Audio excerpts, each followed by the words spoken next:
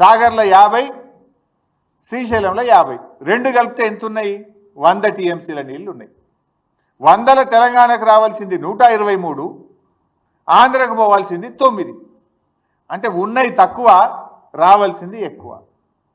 అంటే ఇప్పుడు ఆల్రెడీ తెలంగాణ నష్టపోయినట్టే. ఇప్పటికైనా కళ్ళు తెరవండి.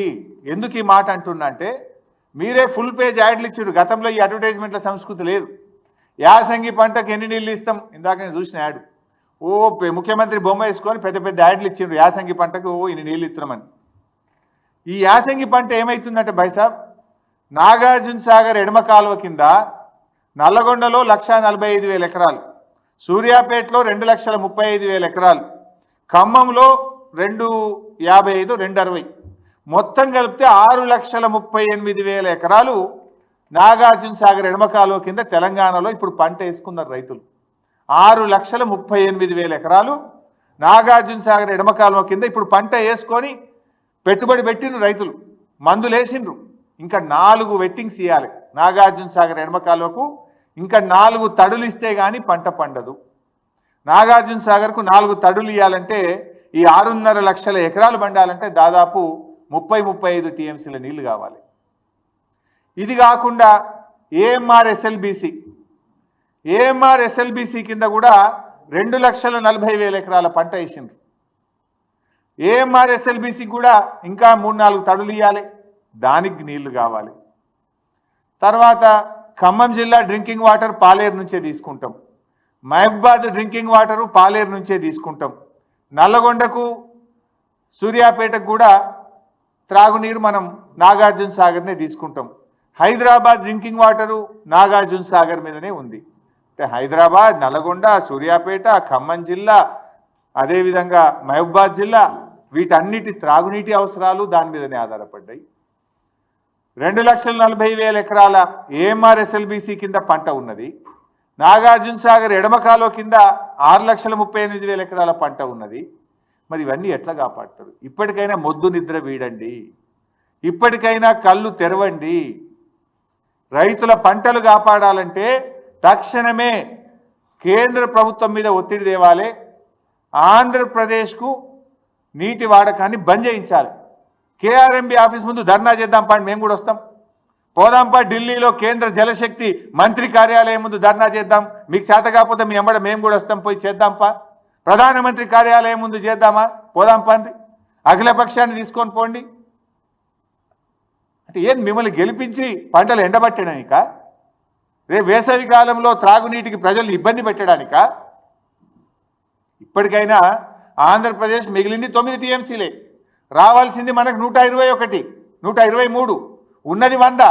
ఇప్పటికైనా ఏం చేయాలి? తక్షణమే సాగర్ కుడి కాల్వకు నీళ్ళ విడుదల ఆపాలి. ముచ్చెమరి నుంచి నీటిలను ఇంకా తోడుతున్నారు, దాన్ని వెంటనే ఆపాలి. పోతిరెడ్డిపాడు ద్వారా ఇంకా నీళ్లు తరలిస్తున్నారు, దాన్ని వెంటనే ఆపాలి. ఈ ఉన్న 100 టీఎంసీలన్నా మనం తెచ్చుకుంటే ఆ కల్వకుర్తి కానీ, నెట్టంపాడు కానీ, భీమా కానీ, కోయిల్ సాగర్ కానీ, ఏఎంఆర్ ఎస్ఎల్బిసి కానీ, సాగర్ ఎడమ కాలువ కానీ, ఈ మహబూబ్ నగర్, నల్గొండ, ఖమ్మం, హైదరాబాద్ త్రాగునీటి అవసరాలకు కొద్దో గొప్పో మనం సర్దుకొని వ్యవహారాన్ని నడిపించుకునే అవకాశం ఉంటుంది.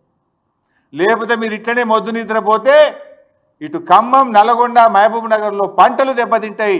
ప్రజలకు రేపు త్రాగడానికి కూడా నీళ్లు లేక ఇబ్బంది పడే పరిస్థితి వస్తుంది. ఇది ముమ్మాటికి కాంగ్రెస్ ప్రభుత్వ వైఫల్యము. ఈ ప్రభుత్వం చేష్టలుడికి చూస్తున్నది, మొద్దు నిద్రపోతున్నది. కనుకనే ఆంధ్రప్రదేశ్ తన ఇష్టం వచ్చినట్టుగా నీటిని ఇవాళ తరలిస్తూ ఉన్నది. ఆలోచించండి. ఇప్పటికైనా మొద్దు నిద్ర వీడండి. మీకు చేత కాకపోతే మీ ఎంబడి మేము వస్తాం. ఏడ ధర్నా చేద్దామో చెప్పండి, మేము రావడానికి రెడీగా ఉన్నాం. ఇవాళ ఏమైంది? బీఆర్ఎస్ అధికారంలో ఉంటే ఈ పరిస్థితి వచ్చేదా? ఇవాళ బీఆర్ఎస్ అధికారంలో లేకపోవడం వల్ల, ఇవాళ తన శిష్యుడైన రేవంత్ రెడ్డి అధికారంలో ఉండడం వల్ల చంద్రబాబు నాయుడు గారికి నీటి తరలింపు సులువుగా అయిపోయింది. ఆయనకు ఈజీగా తరలించుకుంటుండు, అడిగేటోళ్ళు లేడు. ఇలా పార్లమెంట్లో కూడా బీఆర్ఎస్ లేకుండా పోయింది. పార్లమెంట్లో బీఆర్ఎస్ ఉంటే ఈ పాటికి మా పార్లమెంట్లో దద్దరిల్లింపజేసేవాళ్ళు. ఎందుకంటే బీఆర్ఎస్ అంటేనే తెలంగాణ, తెలంగాణ అంటే బీఆర్ఎస్. తెలంగాణ హక్కుల కోసం, తెలంగాణ ప్రయోజనాల కోసం నిక్కచ్చిగా మాట్లాడగలిగే పార్టీ బీఆర్ఎస్ పార్టీ. ఇలా 8 కాంగ్రెస్ గెలిచే, 8 బీజేపీ గెలిచే. ఆంధ్రప్రదేశ్ యథేచ్ఛగా నీళ్లు తరలిస్తుంటే నా బీజేపీ ఎంపీ మాట్లాడాడు, నా కాంగ్రెస్ ఎంపీ మాట్లాడాడు. పార్లమెంట్లో ఇవాళ తెలంగాణ గొంతు మూగపోయింది, ప్రశ్నించే గొంతు లేకుండా పోయింది. ఇవాళ తెలంగాణ ప్రజలు ఆలోచించాలి, తెలంగాణ యువత కూడా ఈ రాష్ట్రానికి జరుగుతున్న అన్యాయం గురించి ఆలోచించాలని చెప్పి నేను కోరుతా ఉన్నా. కాంగ్రెస్కు సోయి లేదు, బీజేపీకి ఏమో పట్టి లేదు. దొందే 2 పార్టీలు కలిసి ఇవాళ తెలంగాణకు అన్యాయం చేస్తున్నటువంటి పరిస్థితి ఉంది. కేంద్రంలో ఇవాళ చంద్రబాబు నాయుడుకి పలుకుబడి ఉంది, బీజేపీతో భాగస్వామ్యంగా ఉన్నాడు. దాంతోనే ఇష్టారీతిగా ఇవాళ జలదోపిడి జరుగుతూ ఉన్నది. కానీ తెలంగాణ ముఖ్యమంత్రి మాట్లాడాలి కదా, ఈ జలదోపిడిని ప్రశ్నించాల్సింది ఎవరు? తెలంగాణ ముఖ్యమంత్రి గారు ప్రశ్నించాలి. కానీ తెలంగాణ ముఖ్యమంత్రి గారు ప్రశ్నించకుండా పరోక్షంగా సహకరిస్తున్నాడు. ఈయన పరోక్షంగా దీనికి సహకరిస్తున్నాడు. అందుకే ఈ పరిస్థితి. ఇలా రేవంత్ రెడ్డి గారి వైఖరి హాస్యాస్పదంగా బేలాగా ఉంది. అసలు ఇయ్యాలటి వరకు 3 మెన్ కమిటీ సమావేశాన్ని డిమాండ్ చేయరా మీరు? వాటర్ రెగ్యులేషన్ 3 మెన్ కమిటీ ద్వారా చేయాలి. అసలు ఈ రోజు వరకు 3 మెన్ కమిటీ సమావేశం జరగలే. 3 మెన్ కమిటీ సమావేశం జరగకుండా వాటర్ ఏ రాష్ట్రం ఎన్ని వాడుకోవాలనో నిర్ణయించకుండా ఇష్టారీతిన ఆంధ్రప్రదేశ్ నీళ్లు తీసుకుపోతుంటే తెలంగాణ ప్రభుత్వం ఎందుకు 3 మెన్ కమిటీ గురించి మాట్లాడతలేరు? ప్రతి సంవత్సరం కూడా కేఆర్ఎంబి పరిధిలో ఉన్న ప్రాజెక్టులకు నీటి వినియోగాన్ని ఈ 3 మెన్ కమిటీ పర్యవేక్షిస్తుంది. 3 మెన్ కమిటీ ఆధ్వర్యంలోనే జరుగుతుంది. కానీ ఈ సంవత్సరం ఇంతవరకు 3 మెన్ కమిటీ సమావేశం జరగలేదు. ఈ రోజు వరకు కూడా జరగలేదు. అంటే బోర్డు వ్యవహారం ఎంత దారుణంగా ఉందో ఇవాళ అర్థం చేసుకోవాలి. బోర్డు కేంద్రం కంట్రోల్లో ఉందా, ఏపీ కంట్రోల్లో ఉందా అని మాకైతే ఇవాళ అనుమానం కలుగుతుంది. మరి కేంద్రం ఏం చేస్తుంది? కేంద్రంకు 2 రాష్ట్రాలని సమానంగా చూడాలి కదా. తెలంగాణకు ఇంత అన్యాయం జరుగుతుంటే, తెలంగాణకు నీళ్లు దక్కకుండా ఆంధ్రప్రదేశ్ తరలించకపోతుంటే ఎందుకు చర్యలు తీసుకోవడం లేదు? ఇవాళ బోర్డు మీద కూడా సీరియస్గా ఒత్తిడి చేస్తలేరు. 3 మెన్ కమిటీ మీటింగ్ పెట్టమని డిమాండ్ చేస్తలేరు.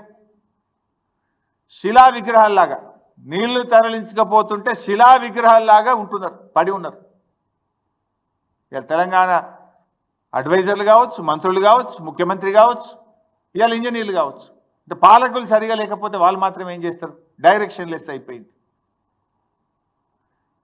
ఏపీ నీటి తరలింపును ఇప్పటికైనా అడ్డుకోకపోతే మన ఆయకట్టుకు దెబ్బ తగిలే అవకాశం ఉంది. అది సాగర్ ఆయకట్ట, ఏఎంఆర్ ఎస్ఎల్బిసి ప్రాజెక్టా, మరి లిఫ్ట్ ఇరిగేషన్ స్కీమ్సా, చెరువుల కిందన రేపు పూర్తిగా దెబ్బతినే అవకాశం ఉంది.